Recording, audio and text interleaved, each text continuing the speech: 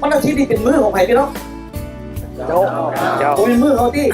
โตแมนเด้อจะสิเขาจะพิษมื้อเขานี่เป็นวันจันทร์หาวันเสาร์พระเจ้าบอกว่าไปรถไปหากินรถแต่เขาจะอวยพรพวกเจ้าไปค้าขายรถไปเฮ็ดธุรกิจรถไปเฮ็ดไร่เฮ็ดนารถและเขาคือพระเจ้าจะอวยพรพวกเจ้าเนี่ยแต่มื้อเดียวเขาขอ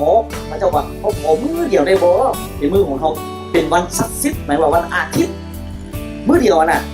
นมัสการรวมกันตัวเช้านี่รวมกันแล้วภาคบ่ายอยู่ฮอด2 โมงครึ่งหรือว่า3 โมงยังไม่เลยนะอันนี้บอกเผื่อไว้เลยเนาะไอ้ว่าอยู่ฮอดนี่เพิ่นขอให้พระเจ้านมัสการพระเจ้าร่วมกันเป็นอย่างเขาจะร่วมกันนมัสการอยู่ในบุพพสุบุรุษเขาจะให้ใหญ่ให้ทุกอย่างให้ใหญ่ขึ้นเด้ให้รู้จักพระเจ้าหลายขึ้นแต่เขานี่ก็ต้องรู้จักกันหลายขึ้นเห็นบอกเขามีบักหลายร้อยคนนี่ผมรู้จักกับมาได้แล้วนี่ล่ะนี่แต่ว่าพระเจ้าเอกคนจบเนาะจักไผ่ต้องไผ่ก็รู้เลยแต่ว่าอยู่ในพระส่วนแต่ละพระส่วนนะโดยเฉพาะพระสุบุรุษนี่หมายความว่าเขาจะพูดกันหลายขึ้นเพื่อขอห้องกับพี่น้องเด้อให้อดทนเด้อพี่น้องเด้อภาคใต้นี่มันเป็นตาเงานอนภาคใต้วันอาทิตย์น่ะเพราะมันเป็นตานั่งลายโดนลายปวดเอวสำหรับอายุสูงพวกเขาเนี่ยนะเห็นใจพี่น้องเอ้ยเนาะอดเอาได้นึงเด้ออดเอาได้นึงถ้าจะให้พระเจ้าอวยพรนั่นน่ะอด